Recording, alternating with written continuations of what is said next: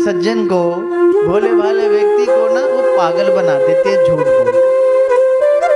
मन में इतना सोचते हैं कि हम कितने बड़े चतुर हैं, कितने चालाक हैं और हम कितने इंटेलिजेंट हैं। देखो तो सही, हमने उसको बेवकूफ बना दिया।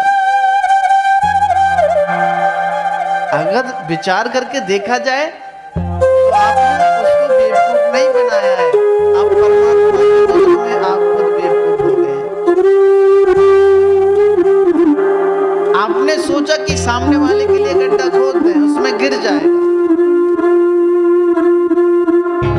लेकिन आपने उसके लिए गड्ढा नहीं खोदा है, आपने स्वयं के लिए, आपने खुद के लिए गड्ढा खोदा है।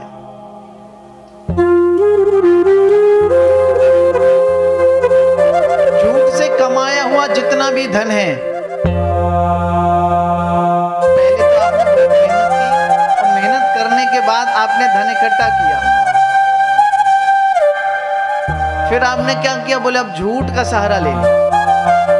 अब झूठ का सहारा इतना ले लिया कि आपने अथाह धन इकट्ठा करके अपने घर में रख लिया, लेकिन आप भूल रहे हैं वो जो झूठ का धन आपने इकट्ठा किया है ना, वो आपके मेहनत के धन को भी ले जाकर के पानी में डुबो देगा।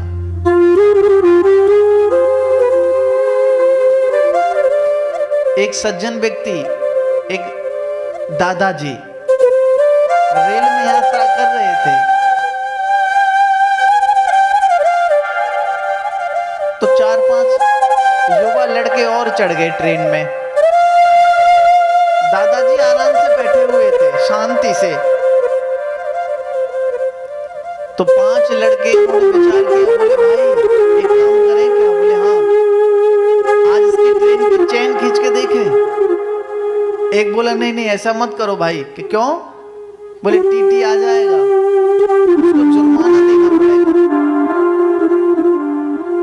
एक शरारती लड़का बोला, बोले एक काम करेंगे, बोले जो दादाजी बैठे हैं ना उनका नाम ले लेंगे,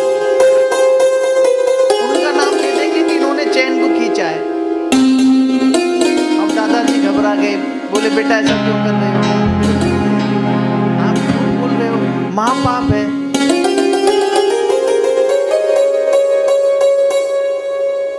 बोले अब तो ऐसा ही करो जैसे इसने कहा है ना, बोले दादाजी का नाम ले देंगे, टीटी आएगा। अब उनकी जेब में जितने भी पैसे थे उन्होंने क्या किया, पैसे निकाल के जो भोला भाला एक लड़का था, युवा था, उसकी जेब में डाल दिए। बोले ऐसा ना हो कि टीटी आए, जेब में हाथ डाले, पैसे देखे कितने पैसे हैं सब ना ले जाएगा। दादाजी बैठे बैठे देख रहे थे।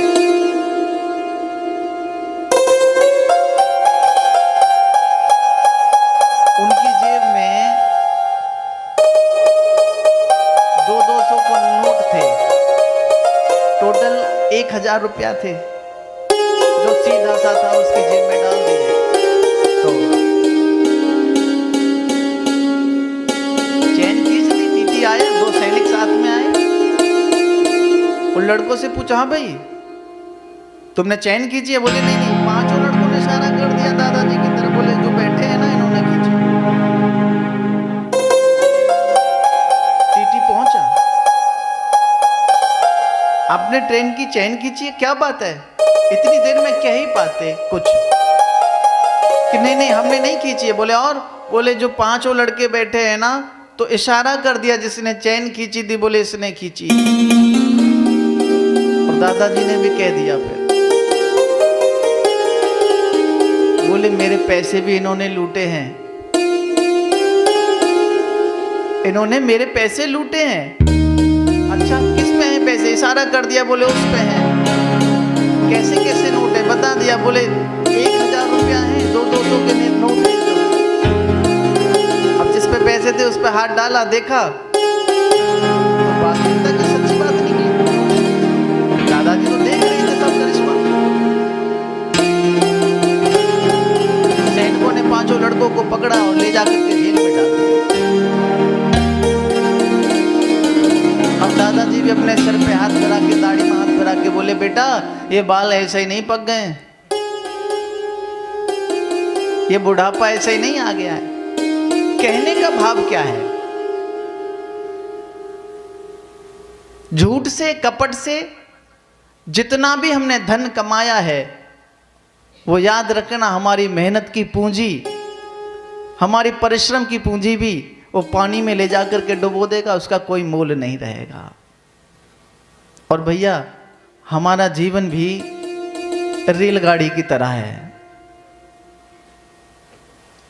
हम सब लोग एक रेल में बैठे हैं, यात्रा कर रहे हैं। आप विचार करिए, जिसका स्टेशन आएगा ना उसको उतरना पड़ेगा। क्या कभी ऐसा देखा है आपने?